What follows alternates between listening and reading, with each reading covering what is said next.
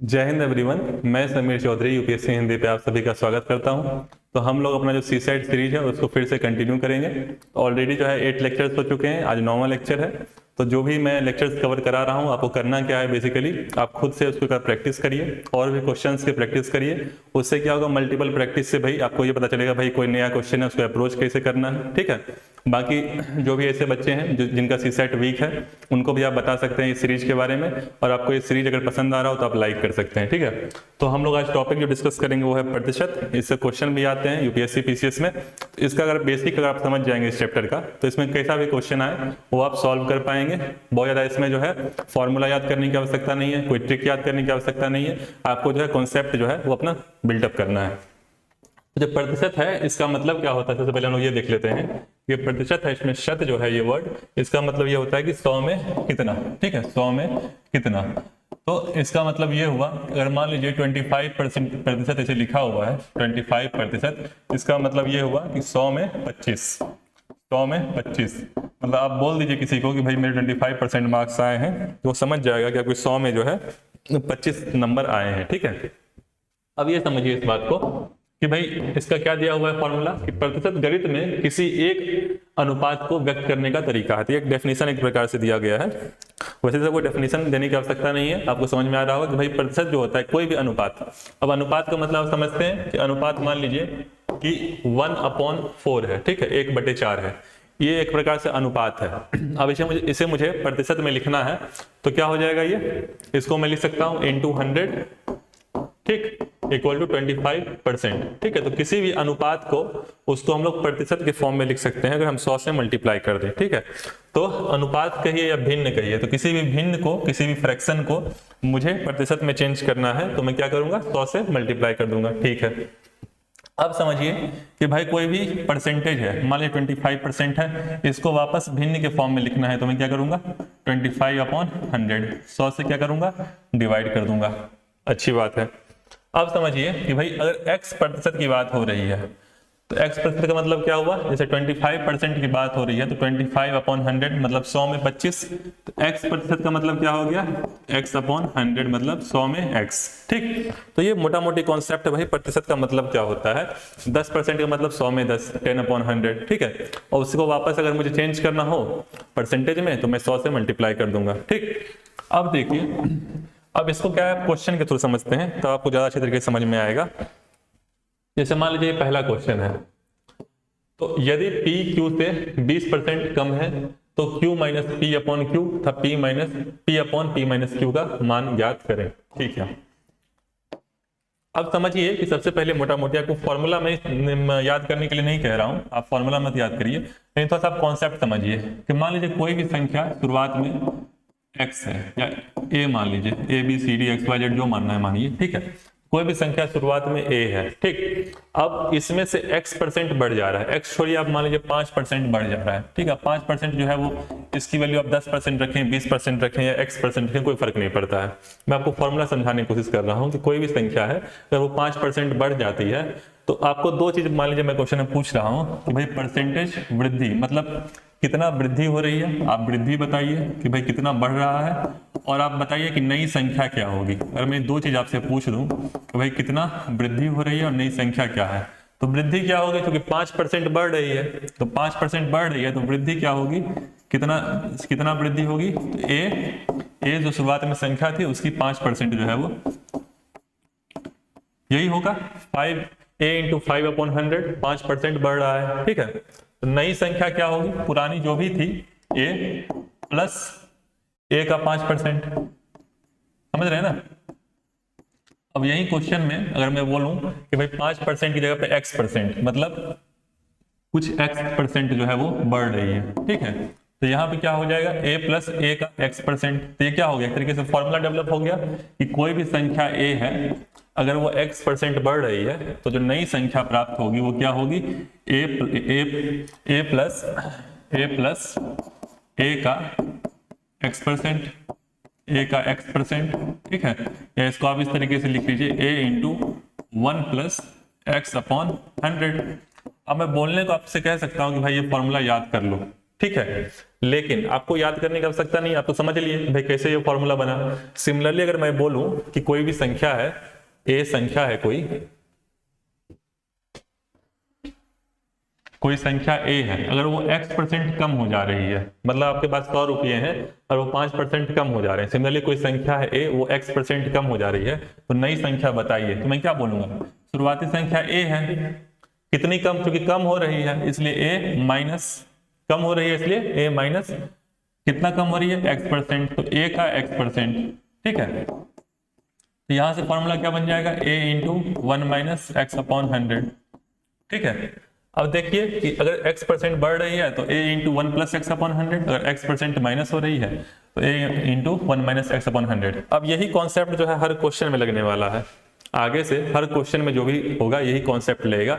और ये कैसे बना ये फॉर्मूला, मैंने आपको बता दिया फॉर्मूला कैसे बन रहा है, ठीक है।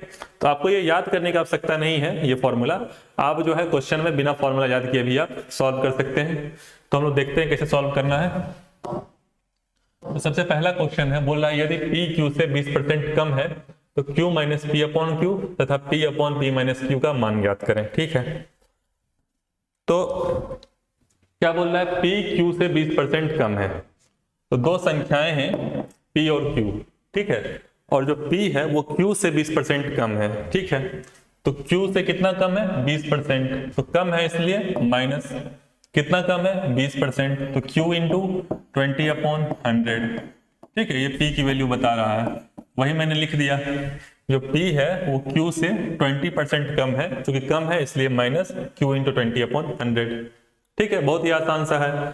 यहाँ से क्या वैल्यू आ गई, 20 अपॉन 100 को 1 अपॉन 5 लिख सकते हैं काट के, ठीक है। तो q बाई 5 आ गया, यहाँ से क्या हो जाएगा 5q माइनस q अपॉन 5, तो 4q बाई 5 जो है इसकी वैल्यू आ गई, ठीक है। बहुत आसान है। अब क्वेश्चन में बोला क्या है निकालने के लिए, क्वेश्चन में बोल रहा है q minus P upon Q निकालिए, ठीक है। तो q minus P upon Q जो है वो निकालने के लिए कह रहा है। तो q जो है वो q ही है, और p की वैल्यू कितनी आ गई, 4q अपॉन 5 आ गई, रख दीजिए। इसको सॉल्व करिएगा तो q कैंसिल हो जाएगा और ये 1/5 आ जाएगा। और क्या पूछा है, p upon P minus Q, ठीक। तो p की वैल्यू जो है वो 4q अपॉन 5 रख दीजिए, और यहाँ पे p की वैल्यू जो 4q बाई 5 आई है और यहाँ से माइनस 4 आया है इसमें। तो ये सब तो सॉल्व हो ही जाएगा, इसमें कोई बड़ी बात नहीं है। आपको ये पहला स्टेप कैसे आया ये समझने की आवश्यकता है। अगर मैं यही क्वेश्चन में लिखा होता कि जो p है वो q से 20% बड़ा है, तो यहाँ पे क्या होता है q प्लस q का 20%, समझ रहे हैं ना। अगर 30% होता तो यहाँ क्या आता 30। तो आपको समझना चाहिए फॉर्मूला कैसे बन रहा है, क्योंकि यहाँ पे कम हो रहा है इसलिए क्या हो गया माइनस, कितना परसेंट कम हो रहा है 20%, यहाँ 20 आ गया, ठीक है। अभी आगे और भी क्वेश्चन प्रॉब्लम समझेंगे भाई कैसे ये बन रहा है। इस क्वेश्चन को लोग बाद में करेंगे, थोड़ा सा जो है ये घुमावदार है। नेक्स्ट क्वेश्चन जो है, किसी कपड़े के शोरूम में जैकेट पर प्रारंभ में 10% की छूट दी जाती है। कोई शोरूम है कपड़े का, उस पर जो भी जैकेट है उस पर 10% की छूट दी जाती है, ठीक है। तो फिर बोल रहा है कि पुनः नगद भुगतान करने पर 5% की अतिरिक्त छूट मिलती है।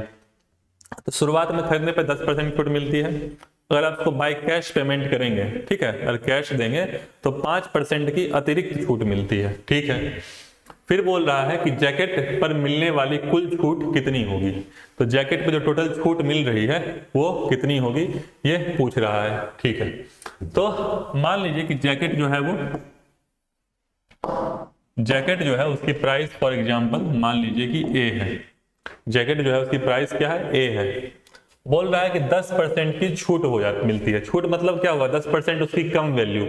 कोई भी 100 रुपए का सामान है, अगर उसको 10% की छूट मिलेगी तो सिंपल सी बात है कि 100 में से 100 का 10% 10 हुआ, 100 का 10% 10 हुआ, ठीक है।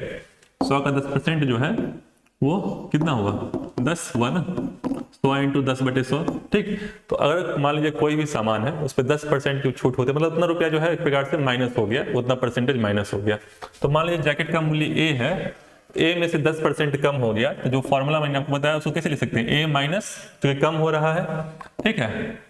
अगर यही 10% अगर बढ़ता तो यहाँ क्या होता ए प्लस होता। ए माइनस कितना कम हो रहा है 10%, तो ए का 10%, ठीक है। सेम चीज है कॉन्सेप्ट। फिर बोल रहा है कि जो भी वैल्यू आएगी, अब इसको आप सॉल्व करेंगे तो ये जो है 0.9a आएगी, ठीक है, 9a/10 मान लीजिए, कुछ भी कह लीजिए। बोल रहा है कि इस पे 5% अतिरिक्त छूट मिलती है अगर मैं कैश पेमेंट करता हूं तो कैश पेमेंट करूंगा तो क्या हो, 5% अतिरिक्त छूट।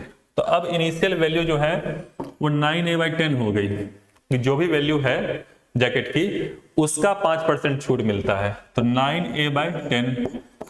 अब इस वैल्यू पे जो है वो 5% छूट मिलता है, तो 9a/10 माइनस 9a/10 का 5%, ठीक है।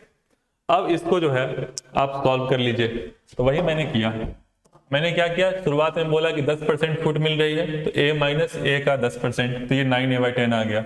फिर बोल रहा है कि पुनः 5% छूट मिल रही है, तो 9a/10 माइनस 9a/10 का 5%, तो यहां से वैल्यू आ गई 855/1000। अब इसको जो है क्योंकि 3 जीरो है तो 1 2 3 आप इसको 0.855a लिख सकते हैं। अब एक फॉर्मूला ध्यान रखिए, फॉर्मूला क्या है, ये भी कॉन्सेप्ट ही है कि मान लीजिए कोई भी इनिशियल वैल्यू है, इनिशियल वैल्यू मान लीजिए कि a है, कोई भी संख्या है या कुछ भी है, कोई भी नंबर है, वो शुरुआत में a है, बाद में कुछ बढ़ जा रहा है फॉर एग्जाम्पल, तो वो b बन जा रहा है, ठीक है। अगर आपसे एग्जाम में पूछ दे परसेंटेज चेंज बताइए, कितना परसेंट जो है बढ़ गया, कितना परसेंट कम हो गया, कितना परसेंट चेंज हो गया, तीनों एक ही चीज है, ठीक है। तो उसको जो है अगर पूछा जाए परसेंटेज चेंज कितना हुआ, परसेंटेज, इसको क्या फॉर्मूला होता है, फाइनल माइनस इनिशियल। फाइनल क्या है b, इनिशियल क्या है a, अपॉन इनिशियल क्या है a इंटू 100, मतलब जो है इतना परसेंट जो है वो बढ़ गया। इसको और इस तरीके से मैं समझाता हूं। मान लीजिए कि आपके पास 10 रुपये हों, ठीक, अगर आपको किसी ने और 50 रुपये और दे दिए, आपके पास कितने हो गए 60।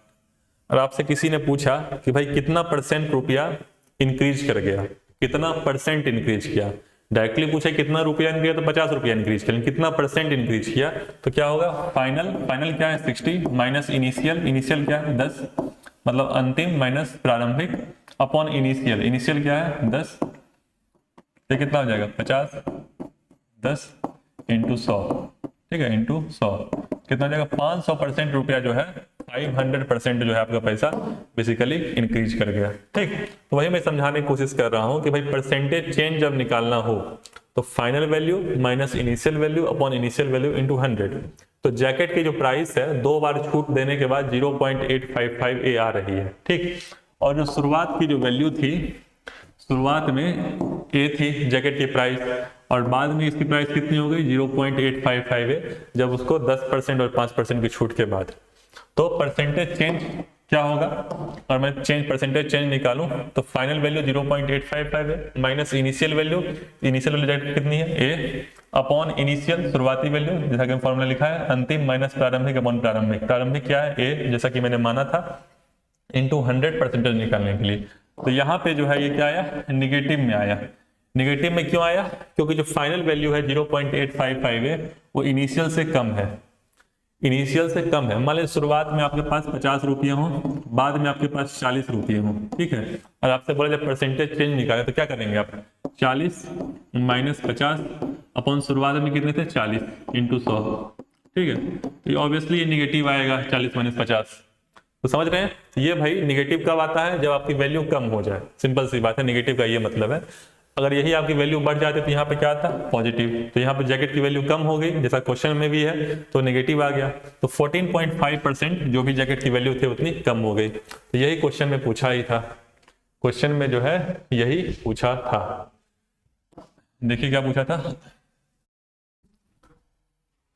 क्वेश्चन में बोला कि भाई जैकेट पर मिलने वाली कुल छूट कितनी है, तो कुल छूट जो शुरुआत है उससे 14.5% जो है टोटल छूट उस पर मिली। अब नेक्स्ट क्वेश्चन देखिए, राजू जो है शॉपिंग कर रहा है धनतेरस पे, दिवाली से पहले जो होता है ना धनतेरस, तो शॉपिंग कर रहा है, क्या खरीदा उसने, टीवी खरीदा राजू ने, ठीक है। तो राजू ने टीवी खरीदा, कितने में खरीदा, 10,000 में खरीदा, आसान सा सवाल है ये। फिर बोल रहा है कि 2 वर्ष पश्चात किसी कारण से 10% हानि पर बेचता है, तो मतलब शुरुआत में टीवी की वैल्यू कितनी है 10,000, कितने की हानि हो रही है, हानि का मतलब क्या हो गया, कम हो गया, लॉस हो गया, कितने का, 10% का, तो माइनस, ठीक, क्योंकि कम हो जा रही है वैल्यू, 10,000 का 10%, 10,000 इंटू 10/100, वही कॉन्सेप्ट हर जगह लग रहा है, ठीक है। इसकी वैल्यू कितनी आ गई, 9,000, मतलब अब जो टीवी की प्राइस है 10% कम होने के बाद कितनी हो गई, 9,000। बोल क्या रहा है, बताइए टीवी की वर्तमान कीमत क्या है, 9,000। प्रारंभिक कीमत का कितना परसेंटेज है, प्रारंभिक कीमत कितना है, 10,000। मतलब आपसे पूछ रहा है कि आपके मैथ्स में 60 मार्क्स है, 60 नंबर है, तो आपका जो है टोटल में से कितना परसेंटेज है, क्या करेंगे आप, 60/100 इंटू 100 कर देंगे, 60%। सिमिलरली मान लीजिए टीवी का 9,000 प्राइस है, तो 10,000 में से कितना परसेंटेज हो गया, 9,000 इंटू अपन 10,000 इंटू 100, ये कितना आ जाएगा, 90%। तो टीवी जो है उसकी 90% वैल्यू अब रह गई है। तो इस तरह के सवाल बस कुछ नहीं करने होते हैं, जो भी क्वेश्चन में कह रहा है आप समझिए क्या कहने की कोशिश कर रहा है और सॉल्व कर डालिए। यहाँ पे मैंने डिटेल एक्सप्रेशन दे रखा है, आपको समझ में आ जाएगा। प्रारंभिक कीमत 10,000 थी, वर्तमान कीमत जो है 10% कम हो गई, इसलिए 10,000 माइनस बढ़ जाती है तो क्या होता है, यहाँ प्लस होता, 10% कम हो रही इसलिए यहाँ पे 10 है, 9,000 आ गया और परसेंटेज आ गया। नेक्स्ट क्वेश्चन देखिए, जैक का मासिक वेतन 30,000 है, तो जैक कोई व्यक्ति है, उसका जो मासिक वेतन है वो कितना है, 30,000, तो उसकी मंथली इनकम जो है वो 30,000 है। बोल रहा है पहले 2 वर्षों में उसके वेतन में 5% तथा 10% की क्रमशः कमी हो जाती है। तो शुरुआत में वेतन जो है 30,000 है, ठीक है। तो बोल रहा है कि पहले 2 वर्षों में, पहले 2 वर्षों में पहले वर्ष 5% कम हो रहा है, ठीक है, और फिर जो जितनी वैल्यू आ रही है उसका 10% फर्दर कम हो रहा है। तो पहला साल कम हो रहा है, उसके बाद कितना वेतन है वो अगर निकालें तो 30,000 जो है शुरुआती वेतन है, इसमें से 5% कम हो रहा है, 30,000 माइनस 30,000 इंटू 5/100, ये जो वैल्यू है वो क्या है, ये 5% के बाद है। फिर क्या हो रहा है, मान लीजिए फॉर एग्जाम्पल ये ए आता है, फॉर एग्जाम्पल ये ए आ जाता है, ठीक। फिर बोल रहा है कि जो भी आता है उसमें से 10% फिर कम हो जाता है, लिखा है क्रमशः कम होता है। तो फिर क्या हो जाएगा, जो भी ए आएगा 5% कम होने के बाद जो भी वेतन आएगा उसके 1 वर्ष के बाद, उसमें से फर्दर चूंकि कम हो रहा है इसलिए फिर से माइनस कितना कम हो रहा है, 10%, तो ए का 10%, ठीक है। तो जो भी आएगा ये, मान लीजिए ये बी आ जा रहा है, ठीक। फिर बोल रहा है कि जो भी आ रहा है उसमें से 25% की वृद्धि हो जाती है। अब क्या हो, उसका वेतन 25% बढ़ गया, फिर फॉर्मूला क्या बनेगा, बी प्लस, क्यों, क्योंकि बढ़ रहा है, बी का 25%, ये क्या आ जाएगी, जैक की फाइनल वेतन आ जाएगी। तो वही मैंने क्या किया, शुरुआत की वेतन उसकी कितनी थी, 30,000 थी, 30,000 मैंने लिख दिया। बोल रहा है कि पहले साल 5% कम हो गया, तो जो भी वेतन था माइनस उसका 5% कम हो गया, ठीक। तो ये आ गया 28,500 सॉल्व करने पे। फिर बोल रहा है कि 10% कमी हो जाती है, जो भी वेतन है उसमें से 10% कम हो जाता है, तो जो भी वेतन है माइनस उसका 10%, 28,500 माइनस 28,500 का 10%। तो ये क्या आ गया, 2 वर्ष के पश्चात वेतन आ गया इसका 25,650। फिर बोल रहा है कि तीसरे वर्ष जो है वो 25% की वृद्धि हो जाती है, मतलब जो भी वेतन है उसका 2 साल के बाद तीसरे साल के लिए उसका 25% बढ़ जाता है, तो जो भी है प्लस उसका 25% निकाल दिया, तो यह आ गया 32,062.5, तो ये वैल्यू आ गई। तो ये क्या है, अंतिम वेतन, जो इसका 3 साल बाद जो वेतन आ रहा है वो इतना आ रहा है, ठीक। अब बोल रहा है कि भाई परसेंटेज, कितना परसेंटेज है उसका आरंभिक वेतन के, अगर आपका आरंभिक वेतन के कितना परसेंटेज है ऐसा पूछ रहा है। मतलब मार्क्स जो है वो 60 है 100 में से, तो आप क्या बोलेंगे, 60/100 आपके जो है वो 60% है, ठीक है। अगर 120 में से तो 60/120। तो यहाँ पे जो है अंतिम का प्रारंभिक से पूछ रहा है कि जो अंतिम आ रहा है उसका प्रारंभिक से कितना परसेंटेज है, तो अंतिम अपॉन प्रारंभिक। अगर आपसे पूछता कि प्रारंभिक का अंतिम से, जो कि प्रारंभिक का बता रखा है, अगर आपसे पूछता कि प्रारंभिक का अंतिम की अपेक्षा कितना परसेंट है, तो क्या होता है 30,000 अपॉन 32, ठीक है। लेकिन क्वेश्चन पढ़िए, क्वेश्चन में क्या कह रहा है, क्वेश्चन में कह रहा है कि भाई अंत में जैक का अंतिम वेतन प्रारंभिक वेतन का कितना प्रतिशत है। प्रारंभिक वेतन की अपेक्षा पूछ रहा है, तो 30,000 नीचे होगा और 32,000 जो है ऊपर होगा, ये जो है वो 106.875 होगा। इसके अलावा फॉर एग्जांपल आपसे चेंज पूछता है कि भाई कितना चेंज हो गया, तो चेंज निकालना भी आसान है। मैंने क्या बताया, फाइनल माइनस इनिशियल। फाइनल क्या है 32,062.5, तो फाइनल माइनस इनिशियल। इनिशियल कितना था, शुरुआती वेतन 30,000 अपॉन इनिशियल, शुरुआती वेतन कितना है 30,000 इंटू 100। ठीक है, ये क्या होगा, परसेंटेज चेंज होगा। इसको जब निकालेंगे तो ये आएगा 6.875। इसका मतलब हुआ कि भाई जो भी वेतन था शुरुआत में उसमें से 6% जो है 6.875% इतना उसका वेतन बढ़ जाता है। तो बहुत ही आसान है समझना, कोई बहुत मुश्किल नहीं है। इसको आप चाहे तो एक स्टेप में भी सॉल्व कर सकते हैं।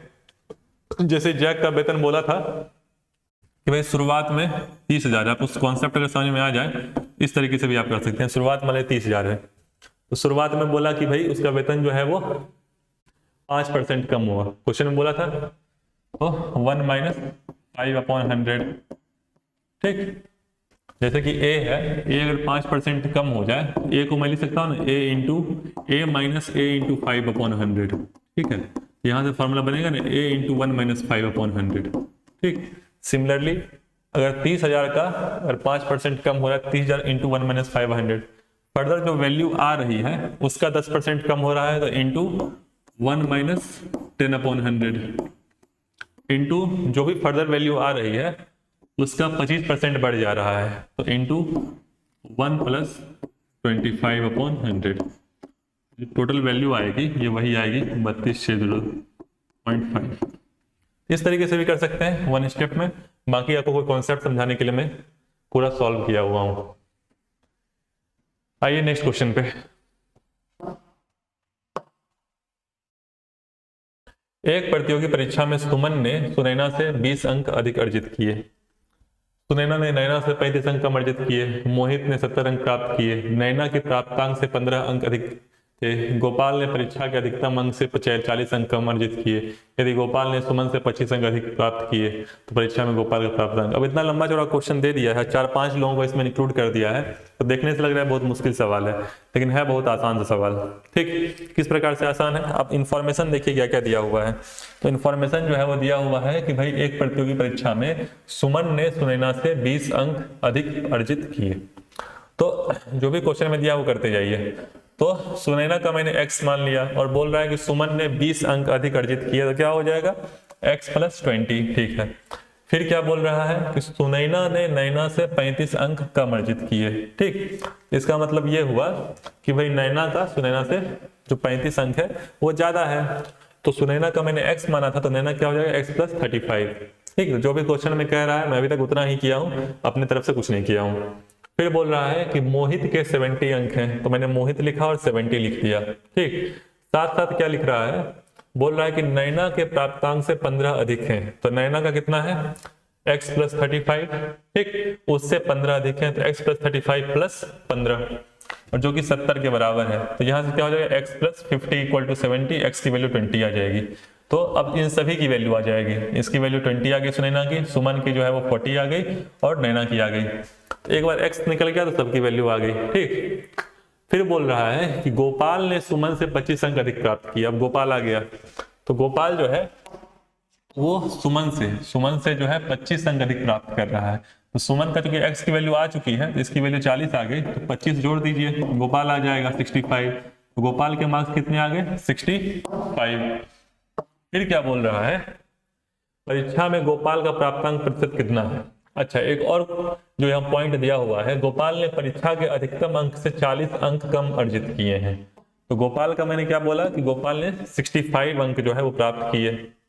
गोपाल ने 65 अंक प्राप्त किए, लेकिन जो परीक्षा के अधिकतम अंक से 40 कम, मान लीजिए अधिकतम अंक x है, ठीक है, और इससे 40 कम गोपाल के हैं, मतलब x माइनस 40 जो है वो गोपाल के मार्क्स हैं 65। तो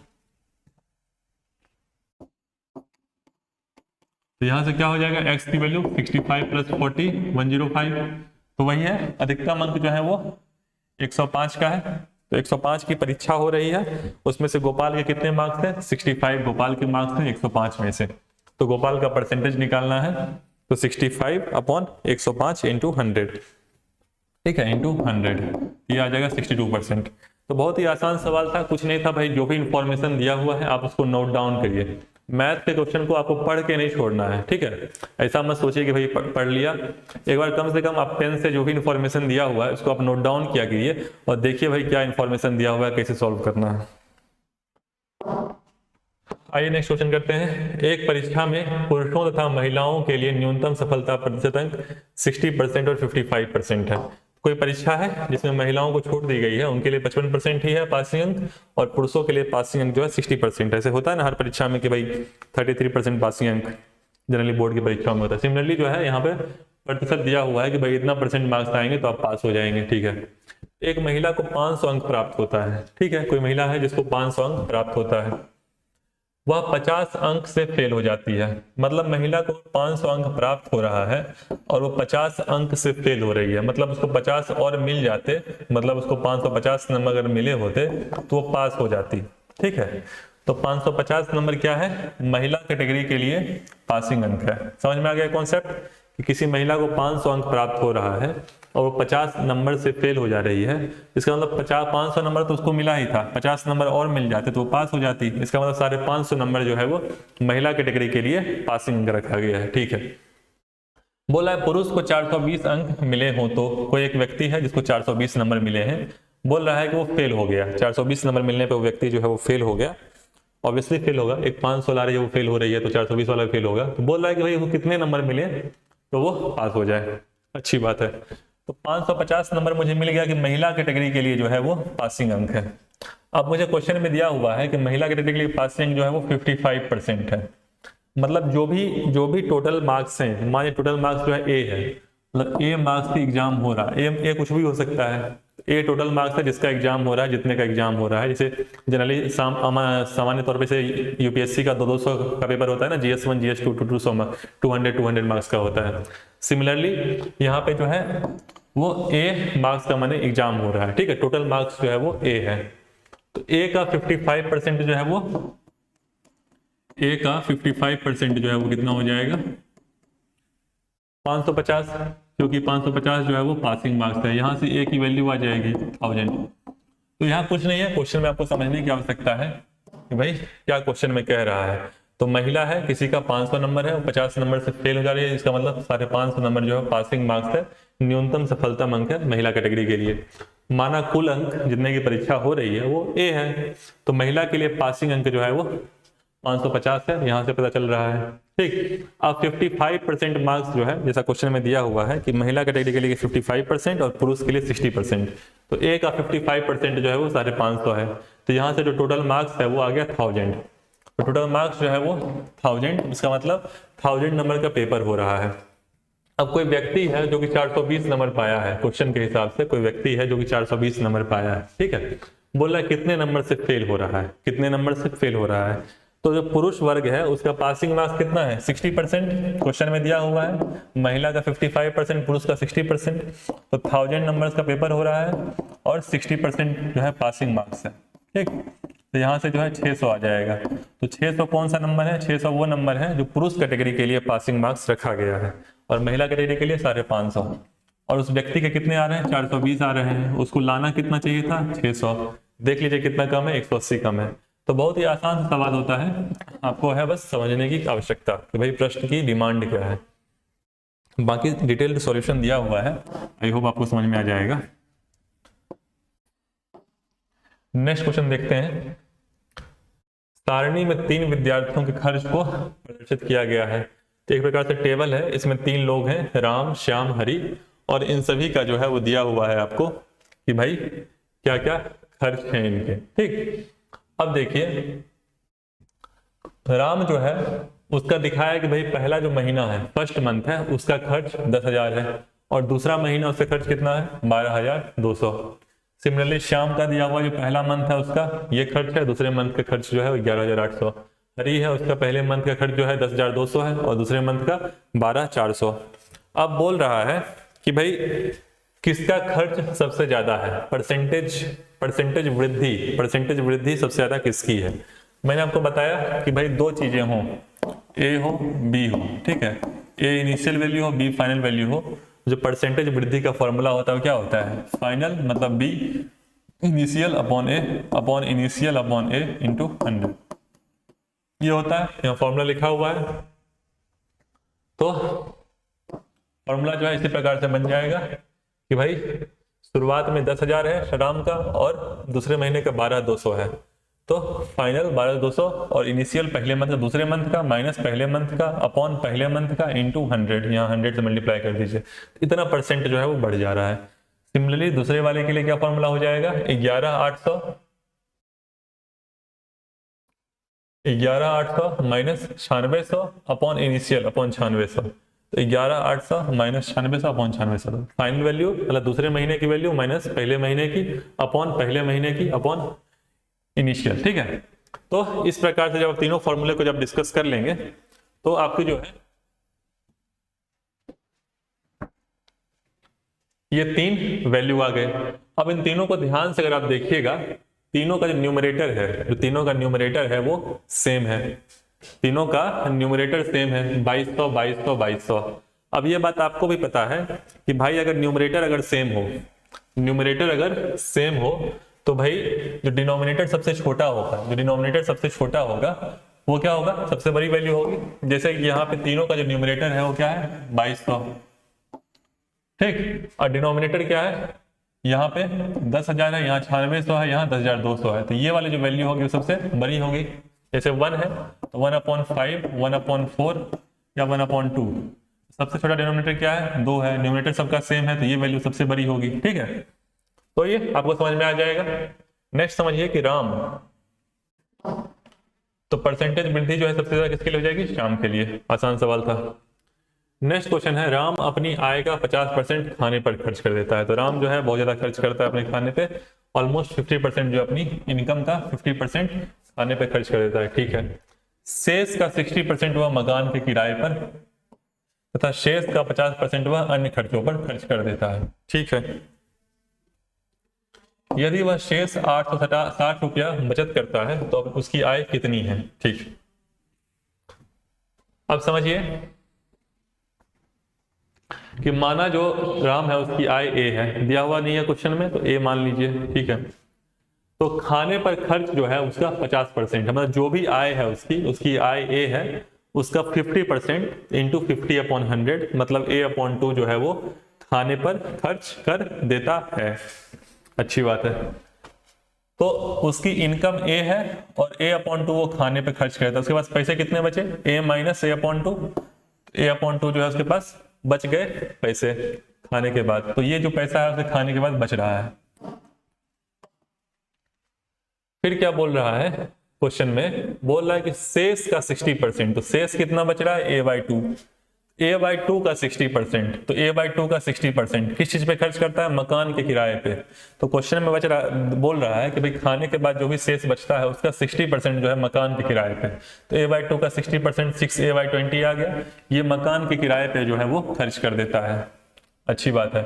फिर क्या बोल रहा है कि भाई फिर जो शेष बचता है, मतलब किराया देने के बाद भी जो शेष बचता है उसका 50% अन्य खर्चों पर खर्च करता है।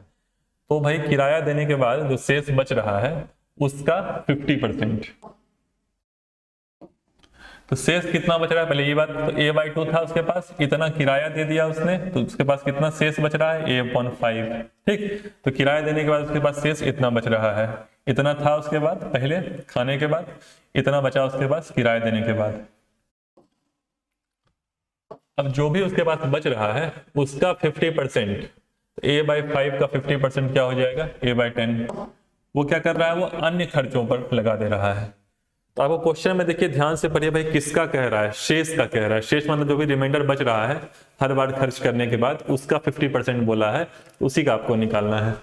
तो A/5 का जो है 50% जो है A/10 आ जाएंगे। ठीक, तो अब जो बचत है वो कितना होगा, इसके पास A/5 बचा था, A/5 में से इसने A/10 जो है वो अन्य खर्चों पर कर दिया, इसके पास कितना बचा A/10 इसकी बचत है, ये क्या है इसकी बचत, और ये बचत क्वेश्चन में दिया हुआ है 860।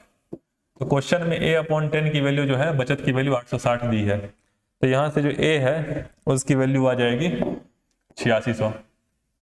तो क्वेश्चन जो है बहुत आसान था, एक बार फिर से बता दे रहा हूं कि भाई कोई व्यक्ति है जो कि अपना 50% खाने पर खर्च करता है, तो A का 50% जो है वो A/2 हो गया, मतलब a/2 उसने खाने पे खर्च कर दिया, तो उसके पास बचा कितना, a/2, a माइनस a/2, ठीक है। फिर बोल रहा है कि भाई जो भी बच रहा है उसका 60% मकान के किराए पे, तो a/2 बच रहा है, उसका 60% मैंने निकाल लिया 6a/20, ये मकान के किराए पे दे रहा है। तो मकान किराया देने के बाद कितना बच रहा है उसके पास, a/2 था, उसमें से घटा दिया तो ये a/5 बच गया। फिर बोला जो भी बच रहा है उसका 50% जो है वो अन्य खर्च है, तो वही मैंने किया, a/10 आ गया। तो उसके बाद बचत मैंने निकाल लिया, a/10 आ गया, a/5 माइनस a/10, तो ये आ गया आपका 860, ए की वैल्यू आ गई। तो आसान सवाल था। नेक्स्ट क्वेश्चन हम लोग करते हैं। प्रकाश की आय 30% बढ़ जाती है, अच्छी बात है। तो प्रकाश है, उसकी आय जो है वो 30% बढ़ जाती है यदि उसका खर्च उसकी पूर्ववर्ती आय के बराबर है। मान लीजिए प्रकाश की आय दी हुई नहीं है, तो मैं ए मान लेता हूँ, ठीक है। 30% बढ़ जाती है, तो वही जो हम लोग कॉन्सेप्ट डेवलप किए हैं, a प्लस ए का 30%। अगर 30% कम होती है तो क्या होता है, a माइनस ए का 30%, ठीक है। तो 30% बढ़ जा रही है, मतलब a प्लस ए का 30%। ये निकालेंगे क्या आ जाएगा, a इंटू 1 प्लस 30/100 मतलब 1.3a। 1.3a जो है उसकी नई आय हो जाती है। बोल रहा है यदि उसका खर्च का उसकी पूर्ववर्ती आय के बराबर ही रह जाए, तो खर्च, मान लीजिए पहले खर्च उसका y था, आय उसकी a थी और खर्च उसका y था, ठीक है। अब जो नया खर्च है, चूंकि नया आय बढ़ गया, उसका खर्च भी जो है वो बढ़ गया है, ठीक है। तो नया खर्च जो है वो पूर्ववर्ती आय के बराबर है, तो अब जो खर्च है वो कितना है, a के बराबर है, ठीक है। तो अब मुझे आय पता है, आय मुझे पता है नई वाली कितनी है, 1.3 है, और मुझे नई वाली खर्च भी पता है जो कि a है। तो बस क्वेश्चन में पूछ रहा है कि उसकी बचत जो है उसकी नई आय का कितना प्रतिशत है। तो यहाँ मैंने डिटेल में सॉल्व कर रखा है, कोई दिक्कत नहीं होगा कुछ समझने में। कि आय जो है वो a है, और शुरुआत में पहली आय और पहली खर्च है, मतलब शुरुआत में जो उसका इनकम था उसके अकॉर्डिंग उसका एक्सपेंडिचर दिया हुआ है। फिर नई आय जो है उसकी बढ़ने के बाद a प्लस ए का 30% 1.3a हो जा रहा है, ठीक है। तो नया खर्च जो है बोल रहा है क्वेश्चन में कि वो पूर्ववर्ती आय के बराबर है, तो पूर्ववर्ती आय कितना था, a था, तो मैंने यहाँ पे a लिख दिया। अब क्या निकल गया, मुझे नया वाला आय मतलब नई इनकम मेरे पास है और नया एक्सपेंडिचर मेरे पास है। इतना वो खर्च करता है और इतना उसका इनकम है। क्वेश्चन में पूछ रहा है आपसे, क्वेश्चन में पूछ रहा है कि उसकी बचत उसकी नई आय का, मतलब इसका फॉर्मूला क्या बनने वाला है कि भाई बचत नई आय का, तो बचत अपॉन नई आय, ये फॉर्मूला बनेगा। समझ रहे हैं कैसे बना। कोई क्वेश्चन पूछ रहा है कि उसकी बचत उसकी नई आय का कितना परसेंटेज है, तो बचत अपॉन नई आय इंटू 100, ठीक, ये फॉर्मूला बनेगा। वही मैंने किया, जो बचत मैंने निकाल लिया, लास्ट में उसका इनकम 1.3a है, शुरुआत में a था, तो 0.3a जो है वो उसकी बचत हो गई। और क्वेश्चन में बोल रहा है कि बचत नहीं आएगा, तो बचत जो है वो 0.3a है, सेविंग उसकी, ठीक है। और जो नई आय है वो 1.3a है, परसेंटेज निकाल लिया, ये आ गया अपना 300/13। इसको मैं इस फॉर्म में लिख दिया। तो आई होप आपको ये समझ में आ गया होगा। ये लास्ट क्वेश्चन है। अनामिका ने 3 प्रश्न पत्रों में कुल 70% अंक प्राप्त किए, अच्छी बात है। तो 3 प्रश्न पत्र हैं, उसमें 70% अंक जो है प्राप्त किए। तो मुझे पता नहीं है कितने का पेपर है, तो मैंने मान लिया एक पेपर जो है, एक पेपर वो मान लिया मैंने 100 नंबर का है, ठीक है। तो 3 प्रश्न पत्र हैं, तो 3 पेपर मिला कितने हो गए, 300 नंबर के पेपर हो गए, ठीक है। आप कुछ भी मान लिए। फिर बोल रहा है कि तीनों प्रश्न पत्रों का पूर्णांक समान है, तीनों का समान है, क्योंकि एक का 100 मैंने माना है, तीनों का कितना हो गया 300। बोल रहा है अगर उसको प्रथम पत्र में 60%, मतलब 100 में 60% आ रहा है एक पेपर में, तो 60 मार्क्स उसके आ गए। फिर बोल रहा है कि दूसरे प्रश्न पत्र में 75%, तो अगर 100 में से 75% आ रहा है तो कितना आ गया 75। फिर बोल रहा है उसे तृतीय प्रश्न पत्र में कितने परसेंट मिले। तृतीय का मुझे पता नहीं है, मैंने मान लिया x, ठीक। तो पहले प्रश्न पत्र में 60 नंबर आ रहे हैं, दूसरे में 75 आ रहे हैं, और तीसरे में कितने आ रहे हैं x नंबर, मैंने मान लिया। अपॉन कितने का पेपर हो रहा है, 300 का पेपर हो रहा है, अपॉन 300, ठीक। और ये क्वेश्चन में दिया हुआ है कितने परसेंट के बराबर है 70, ठीक। इंटू 100 इक्वल टू कितना है 70। बहुत ही आसान सवाल होता है, बस कुछ नहीं, जैसा क्वेश्चन में कह रहा है वैसा कर दीजिए। क्वेश्चन में बोला कि भाई 3 पेपर हैं, तो मैंने मान लिया एक पेपर का अंक जो है वो 100 है, तो पहले में 60 मार्क्स आ गए, दूसरे में 75 मार्क्स आ गए, तीसरे में यहाँ पे x मार्क्स आ गए। अब 100 की जगह पे 1000 भी मानते तब भी हो जाता, कोई बहुत बड़ी बात नहीं है, ठीक है। वहां पे यहाँ पे 600 हो जाता और यहाँ पे 750 हो जाता। तो यहाँ पे क्योंकि मैंने 100 माने तो यहाँ पे 60 और 75 हो गया। तो 3 पेपर है, तीनों पेपर का मैंने मार्क्स ऐड कर दिया। टोटल मार्क्स कितने हो गए? 100 का, अगर तीन पेपर है तो फिर 300, और वो 70% टोटल मार्क्स हैं उसके, तो इक्वल टू मैंने 70 कर दिया। बस यहाँ से x जो है वो 75% आ गया। एक क्वेश्चन जो है, दूसरा क्वेश्चन उसको हम लोगों ने छोड़ रखा है, उसको भी हम लोग देख लेते हैं क्या है उसमें।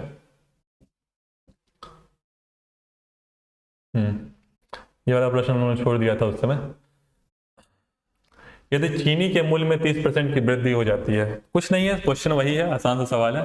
तो चीनी का मूल्य मैंने मान लिया a, ठीक। अब 30% की वृद्धि होती है तो क्या हो जाएगा? a है, और a अगर 30% बढ़ जाए, बढ़ रहा है इसलिए a प्लस कितना परसेंट बढ़ रहा है? 30%, ठीक।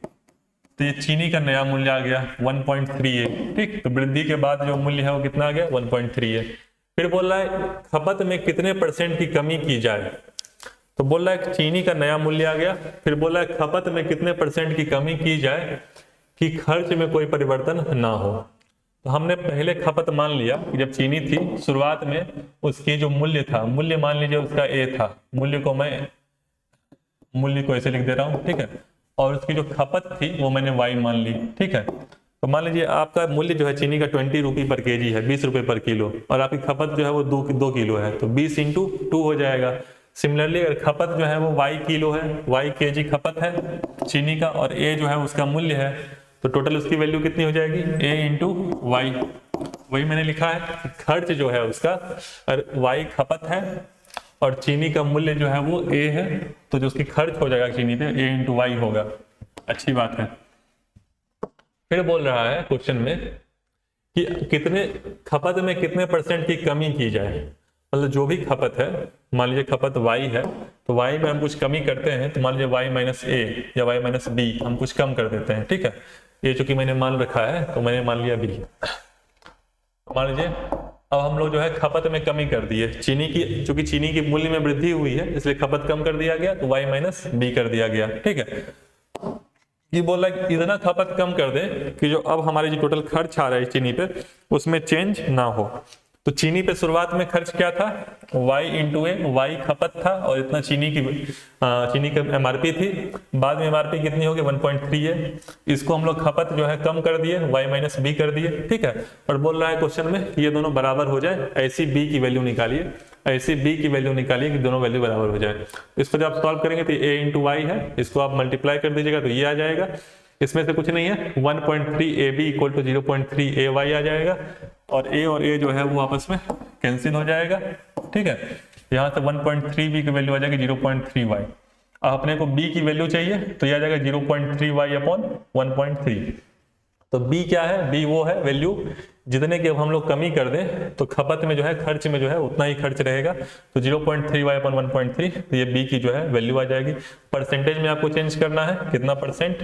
इसको 100 से मल्टीप्लाई कर दीजिएगा तो 313 आ जाएगा। इसको आप उस फॉर्म में भी लिख सकते हैं, ठीक है।